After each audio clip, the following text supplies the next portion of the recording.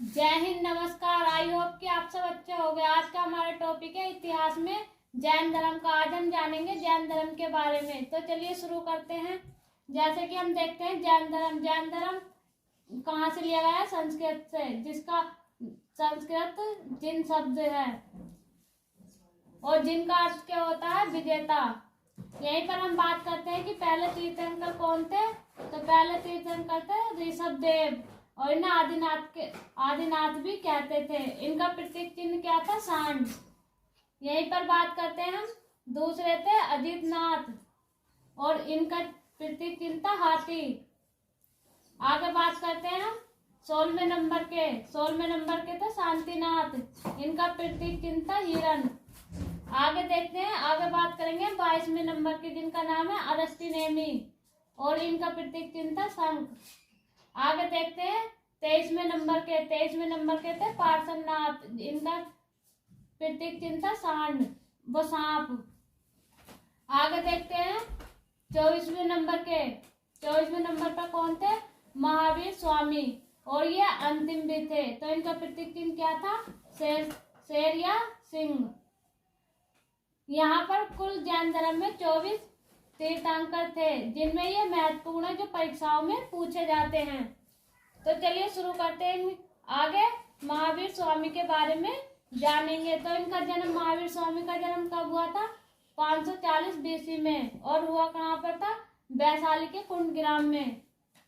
आगे बात करते हैं हम। महावीर के पिता का क्या नाम था? सिद्धार्थ, और ये किस कुल के थे? घ्रातक कुल के। आगे बात करते हैं इनकी माता की। तो इनकी माता का क्या नाम था? त्रिशला, और ये कौन थी? चेटक की बहन। आगे बात करते हैं बचपन का नाम क्या था इनका? बचपन का नाम था वर्धमान महावीर। यहीं पर देख लेते हैं हम, इनकी पत्नी का क्या नाम था? यशोदा, और इनकी एक पुत्री थी, उसका क्या नाम था? प्रियदर्शनी। और प्रियदर्शनी का विवाह किसके साथ हुआ था? जमाली, जो इनके दामाद थे। आगे बात करते हैं गृह त्याग। इन्होंने गृह त्याग कब किया था? 30 वर्ष की आयु में, और किसकी आज्ञा से? अपने बड़े भाई नंदीवर्धन की आज्ञा से। आगे बात करते हैं हम, ज्ञान प्राप्त कब हुआ था इन्हें? 12 वर्ष बाद, 42 वर्ष की उम्र में। और आगे देखते हैं। आगे बात करते हैं हम, महावीर के प्रीतम विरोधी कौन थे? जमाली, जो 14वें नंबर के शिष्य थे इनके। और आगे देखते हैं दूसरे नंबर के विरोधी थे तीसगुप्त, जो 16वें नंबर के शिष्य थे इनके। आगे बात करते हैं ना, ज्ञान प्राप्त कहाँ हुआ था? जिम्बिक ग्राम में।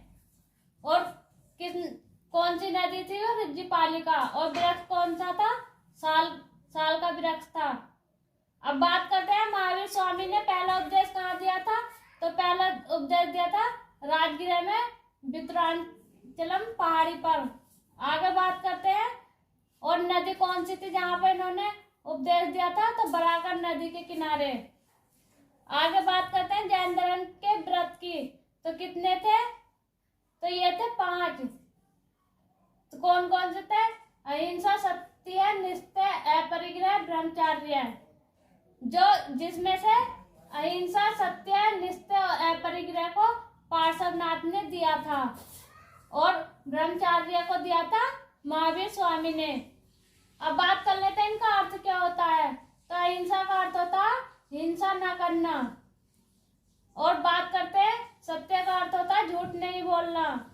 आगे बात करते हैं निष्ठा का अर्थ होता है चोरी न करना। आगे देखते हैं अपरिग्रह का अर्थ होता है धन इकट्ठा नहीं करना। आगे बात करते हैं ब्रह्मचर्य का अर्थ होता है इंद्रियों को वश में करना। आगे बात करते हैं जैन धर्म की उपाधियों की। तो कितनी थी? 4। कौन कौन सी थी? केवलन, जिन, निग्रंथ और अर्थ। अब बात कर लेते हैं इनके अर्थ की।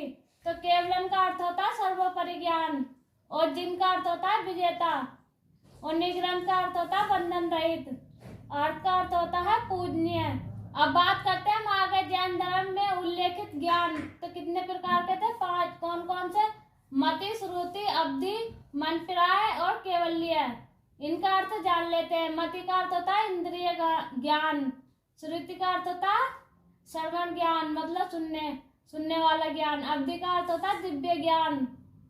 अब मनप्राय का अर्थ होता है मन मस्तिष्क ज्ञान, और कैवल्य का अर्थ होता है पूर्ण ज्ञान या मोक्ष। आगे बात करते हैं जैन धर्म में 3 रत्न थे या जौहर, जिन्हें हम जौहर भी कहते हैं। तो कौन से थे वो?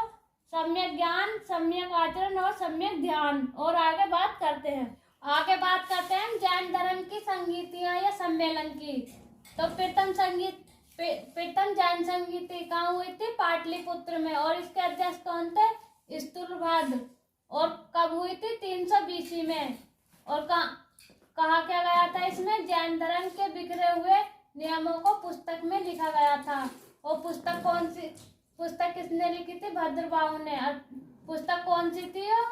12 अंक पुस्तक थी। और अन्य पुस्तक कौन सी है भद्रबाहु की? कल्पसूत्र। यहीं पर बात करते हैं जैन धर्म का विभाजन। तो 2 भागों में हुआ था, दिगंबर और श्वेतांबर। दिगंबर का नेतृत्व किसने किया था? भद्रबाहु ने, जो नग्न रहने वाले थे। श्वेतांबर का नेतृत्व किया था स्तुलभद्र ने, सफेद वस्त्र धारण करने वाले। आगे बात करते हैं सबसे ज्यादा जैन मठ कहाँ थे? कर्नाटक में, जिन्हें बसदी या भगदी के नाम से जाना जाता था। आगे बात करते हैं दूसरी जैन संगीति की। तो ये कहाँ हुई थी? बल्लरी, गुजरात में। और कब हुई थी? 512 ईस्वी में। और इसके अध्यक्ष कौन थे? देवार्दी क्षमा श्रवण। और पुस्तक कौन सी थी इसकी? 12 उपांग। और इसमें क्या कहा गया है, क्या बताया गया था? सभी जैन मुनियों ने लिखी थी। आगे बात करते हैं जैन धर्म का विश्वास किस किस में था? आत्मा में, पुनर्जन्म में, कर्मवाद में। ये देवताओं का अस्तित्व मानते थे लेकिन ईश्वर को नहीं मानते थे। आगे बात करते हैं जैन धर्म में वर्जित था, क्या क्या वर्जित था? कृषि और युद्ध। और आगे देखते हैं यहीं पर हम बात करते हैं महावीर स्वामी की मृत्यु कब हुई थी? 468 BC में। और कहाँ पर? राजगीर के पावापुरी में। और किसके यहाँ पर हुई थी? सशस्तिपाल के यहाँ पर। आगे बात करते हैं जैन धर्म को आगम कहा गया कहाँ पर? साहित्य में। 12 उपांग थे, इसके 5वां अंग भी था, जिससे भगवती सूत्र में बताया गया था। भगवती सूत्र में महावीर स्वामी की जीवनी का वर्णन है और 60,000 प्रश्नों का उल्लेख भी, 16 महाजनपदों का उल्लेख भी भगवती सूत्र में है। आगे बात करते हैं लिखी थी ये किसने? सुधर्म स्वामी या श्वेतांबर स्थूल ने। यहीं पर देखते हैं चंद्रगुप्त मौर्य ने सर्वाधिक जैन धर्म का प्रसार किया था। जैन धर्म पश्चिम व दक्षिण भारत में तेजी से प्रसार हुआ था जैन धर्म का।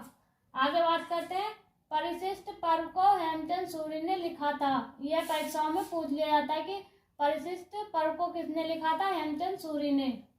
आगे बात करते हैं जैन धर्म का विभाजन होने के बाद दिगंबर भद्रबाहु के साथ चंद्रगुप्त मौर्य भारत व कर्नाटक गए थे। अगर वीडियो अच्छा लगा तो वीडियो को लाइक करें, शेयर करें।